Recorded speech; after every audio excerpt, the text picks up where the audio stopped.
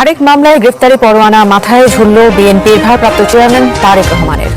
তারেক রহমানের বিরুদ্ধে মামলা কোনো ধরনের বক্তব্য নেই এবং এই মামলার 3 জন আসামির মধ্যে আমি আপনাদেরকে এই ভিডিওতে চ্যালেঞ্জ করে বলছি, তারেক রহমানের ব্রিটিশ নাগরিকত্ব আছে এবং সে গিভ আপ। আসসালামু আলাইকুম দর্শক শ্রোতা, আশা করছি সবাই ভালো আছেন। আলহামদুলিল্লাহ ভালো আছে। দর্শক শ্রোতা, এইমাত্র পাওয়া খবর, এবার তারেক রহমান স্ত্রী ডক্টর জুবাইদা রহমান এটা কি বললো তারেক রহমানকে নিয়ে। দর্শক শ্রোতা, যে বিষয়টি শুনে পুরো বিশ্ববাসী অবাক হয়ে গেলেন। দর্শক, আজকের ভিডিও অত্যন্ত গুরুত্বপূর্ণ, তাই এই ভিডিওটি না টেনে শেষ পর্যন্ত দর্শকের দেখে যাবেন, তাহলে মূলত ভিডিওর আসল রহস্যগুলো বুঝতে পারবেন এবং জানতে পারবেন। তো চলেন আপনাদেরকে এক এক করে সবগুলো ভিডিও বিস্তারিত দেখাই। আপনাদেরকে এই ভিডিওতে চ্যালেঞ্জ করে বলছি, তারেক রহমানের ব্রিটিশ নাগরিকত্ব আছে এবং সে গিভ আপ করেনি।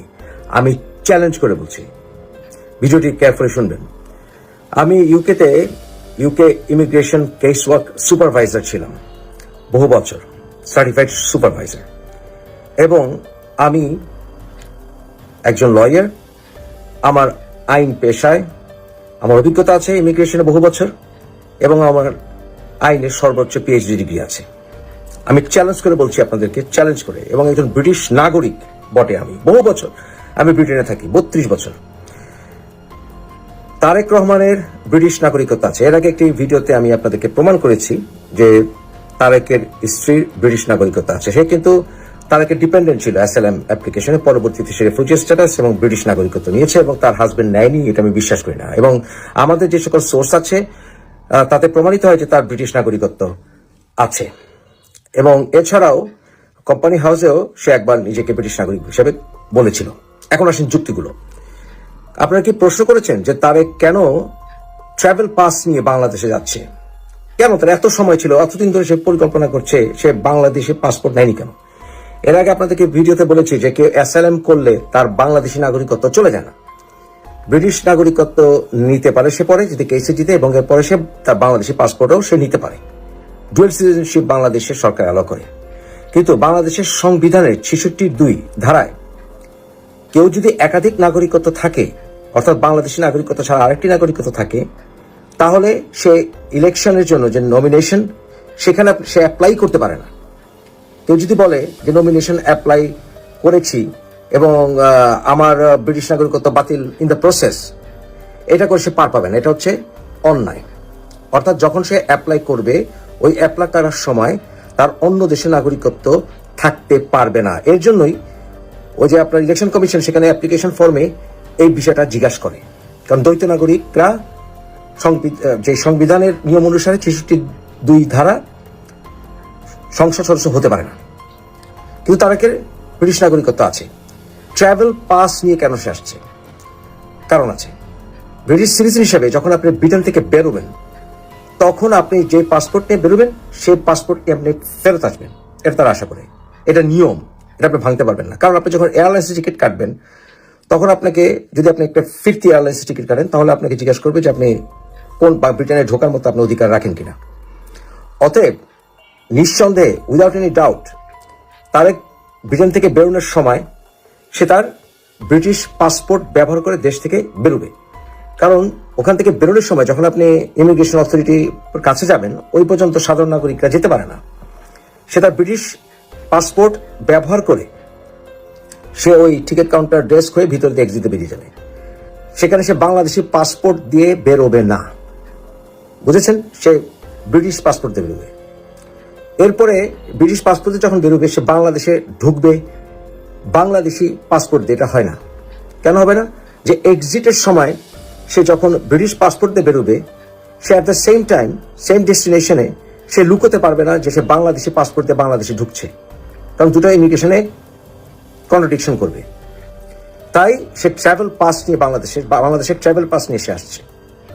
যদি সে বাংলাদেশি পাসপোর্ট নিয়ে বেরোতো, তাহলে বোঝা যাবে সে বাংলাদেশি পাসপোর্ট, সে বাংলাদেশি সিটিজেন, এবং বাংলাদেশি পাসপোর্ট দিয়ে সে বাংলাদেশে ঢুকবে। কিন্তু তা সে করেনি। ট্রাভেল পাস থাকলে এই বিষয়টা থেকে এক্সেম্পটেড হয়, কারণ ট্রাভেল পাস তার সঙ্গে রাখতে পারে এবং ট্রাভেল পাস রেখে সে বাংলাদেশে ঢুকতে পারে। কারণ এক্সিটের সময় সে ট্রাভেল পাস দেখিয়ে এক্সিট হবে না ইউকে থেকে, বুঝেছেন? সে ব্রিটিশ পাসপোর্ট দিয়ে এক্সিট হবে এবং বাংলাদেশি ট্রাভেল পাস দিয়ে বাংলাদেশে ঢুকবে। This is the law, clear law. সুতরাং অবশ্যই তারেক রহমানের ব্রিটিশ নাগরিকত্ব আছে এবং he is disqualified from participating in coming election. এবং এছাড়াও ব্রিটেনের যে বিএনপি নেতা আব্দুল মালিক, তারও ব্রিটিশ নাগরিকত্ব আছে। আরেক মামলায় গ্রেফতারি পরোয়ানা মাথায় ঝুলল বিএনপির ভারপ্রাপ্ত চেয়ারম্যান তারেক রহমানের। পরোয়ানা জারি হয়েছে তার স্ত্রী জুবাইদা রহমানের বিরুদ্ধেও। দুর্নীতির মামলায় এটি জুবাইদার বিরুদ্ধে প্রথম গ্রেফতারি পরোয়ানা। 2008 সাল থেকে লন্ডনে থাকা এই দম্পতির বিরুদ্ধে সম্পদের তথ্য গোপনের অভিযোগ আমলে নিয়ে এমন আদেশ দেন আদালত। এখন পর্যন্ত 4 মামলায় সাজা হয়েছে তারেক রহমানের। বঙ্গবন্ধুকে কটূক্তি, অর্থ পাচার, জিয়া অরফানেজ ও 21 আগস্ট গ্রেনেড হামলা মামলায় যাবজ্জীবন সাজা নিয়ে পলাতক তারেক রহমান। কিন্তু স্ত্রী জোবায়দার বিরুদ্ধে মামলা একটি। দীর্ঘ 14 বছর ধরে তারেক ও তার স্ত্রীর বিরুদ্ধে অভিযোগ আমলে নিতে অপেক্ষা করতে হয়েছে বিচারককে। অবশেষে মঙ্গলবার তত্ত্বাবধায়ক সরকারের সময় করা 4 কোটি 81 লাখ টাকা সম্পদের তথ্য গোপন ও মিথ্যা তথ্য দেওয়ার মামলায় তারেক ও জোবায়দার বিরুদ্ধে গ্রেপ্তারি পরোয়ানা জারি করেন আদালত। সম্প্রতি দুদকের আবেদনে সর্বোচ্চ আদালত এই মামলায় বিচারের বাধা দূর করেন। সম্পদের তথ্য গোপন এবং জ্ঞাতওয়াই বহির্ভূত একটি সম্পদের মামলায় জনাব তারেক রহমান এবং তার স্ত্রী ডাক্তার জুবাইদা রহমান বিরুদ্ধে চার্জশিট দেওয়া হয়েছে। এই চার্জশিট দেওয়ার পরে জুবাইদা রহমান এসে হাইকোর্টে স্টে নেওয়ার পরে রুল হয়, রুলটা খারিজ হয়।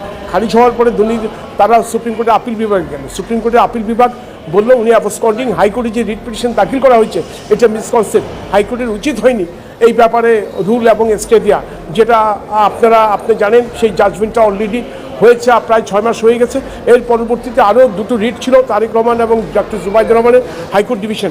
প্রায় 1 মাস পূর্বে, 1 মাসের বেশি হবে, হাইকোর্ট ডিভিশন সে 2টো রুল অলরেডি খারিজ করে দিয়েছে, স্টে ভ্যাকেট করে দিয়েছে। এখন আজকে দিন ধার্য ছিল এই মামলাটির। সেখানে আমাদের দুর্নীতি দমন কমিশনের পক্ষ থেকে বলা হয়েছে আইনের দৃষ্টিতে তারেক রহমান পলাতক, ডক্টর জুবাইদা পলাতক। যেহেতু তারা পলাতক, মামলা চলতে আইনগত কোনো বাধা নেই। মাননীয় মেট্রো সিনিয়র স্পেশাল জাজ নথি দেখে, কাগজপত্র দেখে, হাইকোর্টের ইনফরমেশন দেখে উনি পদক্ষেপ নিয়েছেন এবং তাদেরকে পলাতক ঘোষণা করেছেন। এখন আমরা আশা করছি মামলাটি আমরা দ্রুত নিষ্পত্তি করতে পারব। তারেক রহমানের বিরুদ্ধে প্রায় 25টির মতো মামলায় গ্রেপ্তারি পরোয়ানা রয়েছে। মঙ্গলবারের গ্রেপ্তারি পরোয়ানা নিয়ে আইনজীবী জানান, রাজনৈতিক উদ্দেশ্যেই এ পরোয়ানা। স্বাধীন না, এই সমস্ত কার্যক্রমগুলা, এই স্টেপসগুলো আবারও প্রমাণিত করে যে জুডিশিয়ারি স্বাধীন না। আর না হলে এতদিন কোনো কিছুর কোনো খবর ছিল না। সারা দেশ যখন সরকার বিরোধী আন্দোলনে উত্তাল, সারা দেশের 18 কোটি মানুষ যখন তাকিয়ে আছে এই সরকারের পতন, সরকারের বিদায় ঘণ্টা যখন বেজে গেছে, তখন ইচ্ছাকৃতভাবে বিএনপির ভারপ্রাপ্ত চেয়ারম্যান জনাব তারেক রহমান সাহেবকে মানসিকভাবে কিছুটা চাপ দেওয়ার অপকৌশল হিসেবেই আজকে এই আদালতের মাধ্যমে গ্রেফতারি পরোয়ানা জারি করা হয়েছে। এই মামলার কোনো ধরনের কোনো সারবস্তু নেই। দুদককে ব্যবহার করে আজকে বিএনপির ভারপ্রাপ্ত চেয়ারম্যান সাহেবকে রাজনৈতিকভাবে হেয় প্রতিপন্ন করার জন্য এবং অবৈধ সরকারের রাজনৈতিক উদ্দেশ্য হাসিল করার জন্য। আপনারা শুরু থেকে শেষ পর্যন্ত সবটা ভিডিও দেখছেন, অবশ্যই আপনাদের মতামত কমেন্ট বক্সে জানাতে ভুলবেন না। আর নতুন নতুন আপডেট ভিডিও পেতে অবশ্যই আমাদের চ্যানেল লাইক এবং সাবস্ক্রাইব করে দিন। তো আপনাদের সাথে আবার দেখা হচ্ছে পরবর্তী এক ভিডিওতে।